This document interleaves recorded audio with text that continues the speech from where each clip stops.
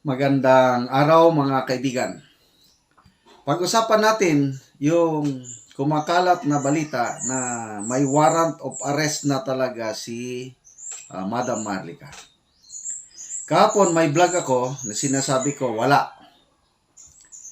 But ngayon, pagising ko kaninang umaga, may nagpadala sa akin ng kopya ng warrant of arrest ni Marlica. At hawak ko ngayon, nandito sa aking cellphone. Yan o, warrant of arrest yan. At pag-uusapan natin kung, again, totoo ba ito o hindi.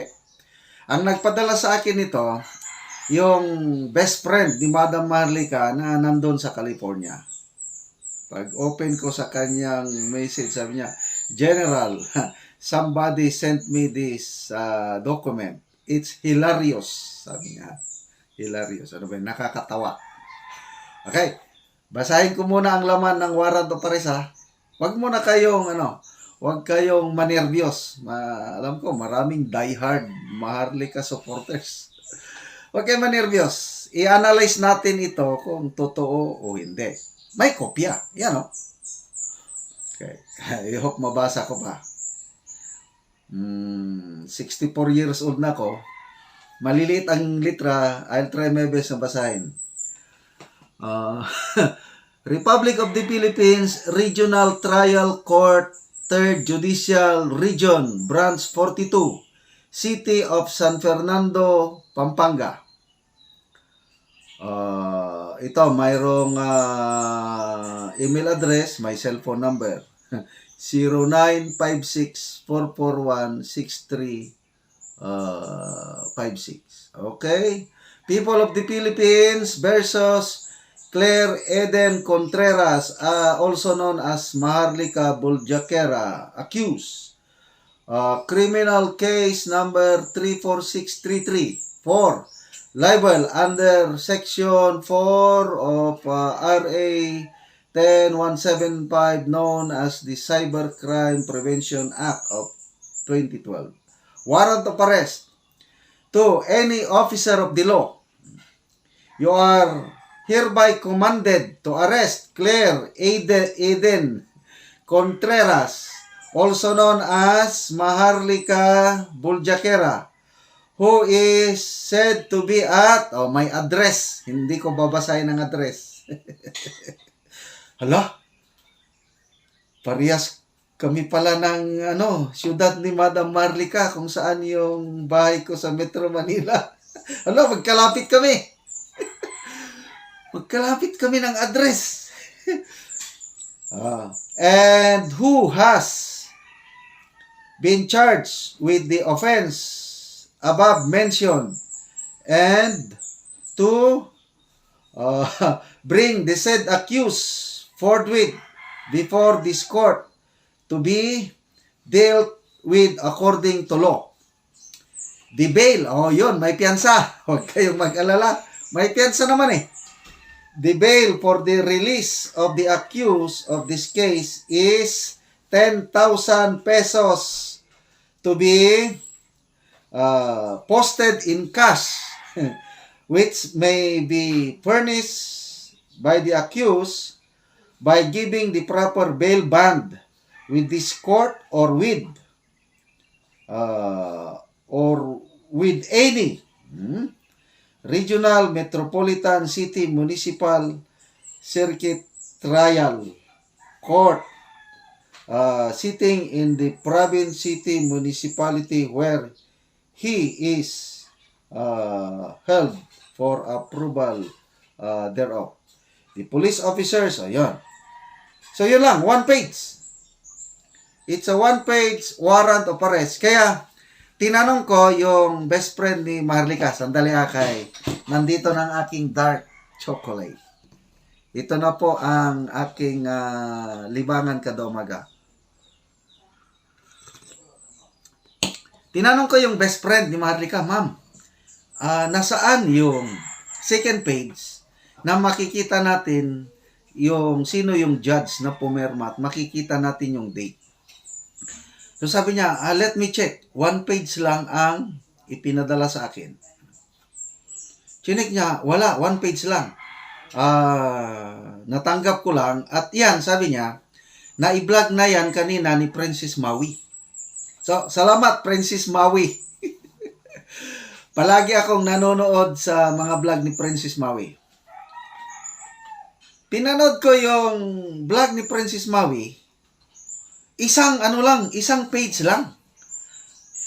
Ibig sabihin, isang page lang din ang natanggap ni Princess Maui. So, yung nagpakalat nito, one page lang ang pinadala. So, ito, i-evaluate na natin kung totoo o hindi. Ang aking, pag nagre-research ako, ang isang basihan ko kung malapit sa katotohanan ng isang balita, titignan ko sa mainstream media. Kasi mayroong code of ethics itong mga mainstream media na talagang as much possible malapit sa katotohanan. Lalo na Philippine Star, Manila Times, yun yung mga paborito ko, Manila Bulletin, Daily Tribune. Sinearch ko, walang balita tungkol sa warrant of arrest ni Maharlika. Kasi kung totoo pa ito na may warrant of arrest, nako, si Ma'am Shi, alam nyo na si Ma'am Shi or Wonder Woman. Kung totoo na meron, sila ang number one maningkamot kung sa Bisaya, ipakalat nila sa buong mainstream and social media na talagang may warrant of arrest na. At ang mainstream media, pag-uusapan yan kasi nga, very controversial figure si Maharlika. Tingnan nyo, noong last year, panahon sa kampanya, nagbigay lang ng statement si Kiko Pangilinan na mag-file siya ng cyber libel kay Maharlika. Kinagat yun ng mainstream media. Kumalat. Ito, bakit hindi kumalat? Wala sa mainstream media. Yan na. Number one proof na ito peke. Dahil hindi kinagat ng mainstream media. The best proof na ito peke, walang, di ba kung may warrant of arrest, merong paperman na judge, mailagay yung petsa. So, wala akong nakitang petsa, itong warrant of arrest na ito. Wala rin. Sino yung judge? Dapat. Kaya, sabi ko sa best friend ni Madam Maharlika, nung sabi niya na one page lang na ipadala sa kanya, ang response ko, ma'am, propaganda lang yan. It's easy to produce a one-page warrant of arrest. Ito, ang daling gumawa nito. Xerox pa nga ito Ang daling gumawa. Ang mahirap, sabi ko doon sa best friend ni Maharlika, it's difficult to show the real judge at saka yung real na perma niya, yung pangalan ng real judge, mahirap. Wala. Kung mabigyan nyo ako, kung sino man nagpaka nito na may second page, at makikita natin yung pangalan ng judge, i-search natin, yun na, maniwala na ako. But to me, hindi ako maniwala itong warrant of arrest na one page lang. Yun po ang training namin sa military intelligence, hindi kami basta-basta maniwala. We will carefully evaluate yung mga information. Kasi ito, information pa lang ito. Maraming information dumarating. I-process namin yan. Meron kaming criteria hanggang dumating yung A1. Pag tinawag na A1, actionable na yon, pwede nang puntahan yung kalaban dahil alam na namin na saan. A1 na pumasa na yon sa processing namin. Reliability of the source, credibility of the source and reliability of the information. Parang gano'n. So ito, bagsak ito sa aming processing sa military intelligence. Ano ba ito? D5. mababa. Hindi ito dapat paniwalaan. So, ang next na tanong, sino ang nagpakalat dito? Next topic ko na yon. Mayroon na akong so i-comment nyo na lang.